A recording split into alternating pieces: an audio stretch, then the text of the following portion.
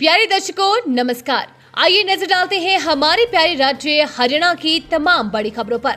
Video शुरू करने से पहले कमेंट बॉक्स में जय हिंद लिखकर हमें सपोर्ट करें। तो चलिए शुरू करते हैं। गरीब परिवारों के लिए वरदान है ये योजना। मृत्यु या दिव्यांगता पर मिलेगी आर्थिक सहायता, 5 लाख तक की मदद। डीसी प्रीति ने बताया कि दीनदयाल उपाध्याय अंत्योदय परिवार सुरक्षा योजना अंत्योदय परिवारों के लिए वरदान साबित हो रही है। इस योजना के तहत 1,80,000 सालाना आय वाले परिवार के सदस्य की मृत्यु या स्थायी दिव्यांगता पर आर्थिक और सामाजिक सुरक्षा प्रदान की जाती है। इस योजना के तहत विभिन्न श्रेणी में 1 लाख रुपए से लेकर 5 लाख रुपए तक की आर्थिक सहायता दी जाती है। उन्होंने बताया कि इस योजना के तहत मृतक व्यक्ति की 6 से 60 वर्ष तक होनी चाहिए आयु। परिवार के द्वारा मृत्यु या स्थायी दिव्यांगता की स्थिति में घटना की तिथि से 3 महीने के भीतर आवेदन करना होगा। आयु अनुसार बात करें तो 6 से 12 वर्ष तक की आयु के लिए 1 लाख रुपए, 12 से 18 वर्ष तक की आयु के लिए 2 लाख रुपए, 18 से 25 वर्ष तक की आयु के लिए 3 लाख रुपए, 25 से 40-45 की आयु के लिए 5 लाख रुपए तथा 45 से 60 वर्ष तक की आयु के लिए 3 लाख रुपए आर्थिक सहायता दी जाती है। देश की पहली डिजिटल जनगणना के हरियाणा के इस जिले से होगी शुरुआत। घर घर होगी जानकारी की पड़ताल। देश में पहली बार होने जा रही पूर्ण रूप से डिजिटल जनगणना 2027 फरीदाबाद से शुरू होगी। जिला प्रशासन ने इसकी तैयारी शुरू कर दी है। जनगणना कार्य निदेशालय ने शहर के पुराने वार्ड 24 को पायलट प्रोजेक्ट के रूप में चुना है, जहां 10 से 30 नवंबर तक प्री टेस्ट किया जाएगा। जनगणना को लेकर 57 शिक्षकों को प्रगणक के रूप में नियुक्त किया गया है, जिन्हें 3 दिवसीय प्रशिक्षण दिया जा रहा है।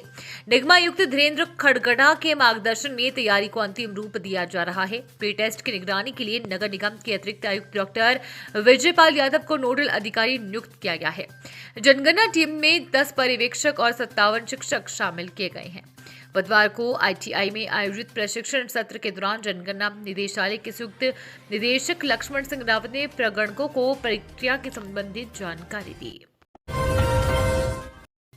हरियाणा में ठंड का टॉर्चर एक बार फिर से चलेगी। उत्तर पश्चिमी हवाएं, जाने कैसा रहेगा मौसम। हरियाणा में ठंड ने दस्तक दे दी है। पहाड़ों पर हुई बर्फबारी के कारण अब मैदानी इलाकों में ठंड बढ़ गई है। सुबह शाम के वक्त ठंड पहले के मुकाबले ज्यादा महसूस की जाने लगी है। कुछ इलाकों में सुबह के समय हल्की धुंध भी पड़ रही है। हालांकि अभी दिन के समय सूर्य की तपिश बनी हुई है। इससे दिन और रात के तापमान में अंतर दोगुना हो गया है। मौसम वैज्ञानिकों का कहना है कि उत्तरी पश्चिमी हवाएं एक बार फिर से चलेगी। इससे रात के तापमान में और गिरावट देखी जाएगी। बता दें कि 2 दिन पहले हिसार, सिरसा और फतेहाबाद में मौसम बदला और गरज चमक के साथ बारिश शुरू हो गई थी। इसके कारण मौसम में बदलाव हुआ है। वहीं अब हरियाणा में पश्चिमी विक्षोभ का असर खत्म हो गया है। हरियाणा कृषि विश्वविद्यालय के कृषि मौसम विज्ञान विभाग के विभागाध्यक्ष डॉक्टर मदन खीचड़ ने बताया कि पश्चिमी विक्षोभ का असर 5 नवंबर तक ही था। हरियाणा के इस जिले में फैली खतरनाक बीमारी, मिले संदिग्ध केस। सर्दियां शुरू होते ही लंपी का खतरा बढ़ गया है।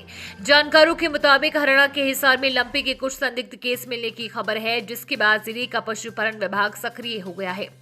वहीं पशुपालकों को खास तौर से गायों की देखभाल के संबंध में एडवाइजरी जारी की जा रही है। वैक्सीनेशन को लेकर भी जागरूक किया जा रहा है। लंबी केसेस से बचाने के लिए गायों का वैक्सीनेशन किया जा रहा है। साथ ही खास तौर पर कुछ दिनों के लिए गौशाला और गो अभ्यारण्य के लिए अलग से नियम बनाए गए हैं। पशुपालन विभाग ने फील्ड टीम को डेटा जमा कर रिपोर्ट मांगी गई है। रिपोर्ट के बाद ही लंपी से निपटने के लिए रणनीति बनाई जाएगी। अभी के लिए गौशाला और अभ्यारण्य में आने वाली गायों को अलग अलग रखने के निर्देश दिए गए हैं। लाडो लक्ष्मी योजना, जिन महिलाओं के खाते में नहीं आई पहली किस्त वो जरूर करे ये काम। हरियाणा सरकार ने वर्ष 2025 में राज्य की महिलाओं के आर्थिक सशक्तिकरण और आत्मनिर्भरता को बढ़ावा देने के उद्देश्य से दीनदयाल लाडो लक्ष्मी योजना की शुरुआत की है। इस योजना के तहत पात्र महिलाओं को 2100 रुपए प्रति माह की आर्थिक सहायता सीधे उनके बैंक खाते में डीबीटी के माध्यम से दी जाएगी। योजना की पहली किस्त 1 नवंबर 2025 को जारी की गई, जिससे लगभग 20,500 महिलाओं को लाभ मिलेगा। अगर लाडो लक्ष्मी योजना की 2100 राशि आपके अकाउंट में नहीं आई है तो पहले सेवा पोर्टल या मोबाइल ऐप से आवेदन का स्टेटस चेक करें।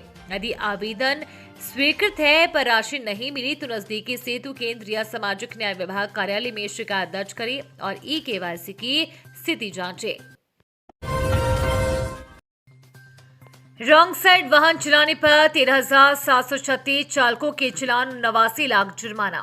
ट्रैफिक पुलिस ने रॉन्ग साइड में वाहन चलाने पर 13,736 वाहन चालकों के चालान करके 78,99,500 रुपए का जुर्माना लगाया है।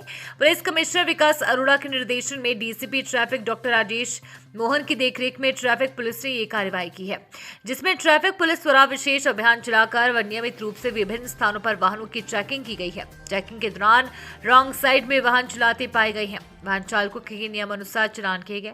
अभियान के तहत ट्रैफिक पुलिस ने अक्टूबर माह के दरमियान रॉन्ग साइड वाहन चलाते पाए गए, जिसमें 1313 कैमरों के चालान सहित कुल 13,736 वाहन चालकों के खिलाफ मोटर व्हीकल अधिनियम के तहत नियमानुसार चालान किए गए, जिनकी कुल जुर्माना राशि 78,99,500 रुपए है। रिटायर्ड एसआई के बेटे को कोच ने सुनाई कठोर सजा, नाबालिग को बनाया था हवस का शिकार। कुरुक्षेत्र की फास्ट ट्रैक स्पेशल कोर्ट ने पॉक्सो अधिनियम की धारा 4(2) समेत संबंधित धाराओं के तहत करनाल निवासी अनुज उर्फ बंटी को नाबालिग लड़की से दुष्कर्म का दोषी मानते हुए 20 साल कड़ी सजा और 2 लाख रुपए जुर्माना लगाया है। जुर्माना न देने की स्थिति में अतिरिक्त 6 महीने की सजा पूरी करनी होगी। मामला 8 फरवरी 2021 की शिकायत पर दर्ज हुआ था, जब पीड़िता के परिवार ने बताया कि उनकी 15 वर्षीय लड़की बिना बताए घर से चली गई थी। पुलिस ने शिकायत के बाद लड़की को बरामद कर मेडिकल कराया, जिसमें दुष्कर्म की पुष्टि हुई है। जांच में ये थी आज की फटाफट खबरें। हम मिलेंगे अगले बुलेटिन में, तब तक के लिए धन्यवाद और जय हिंद।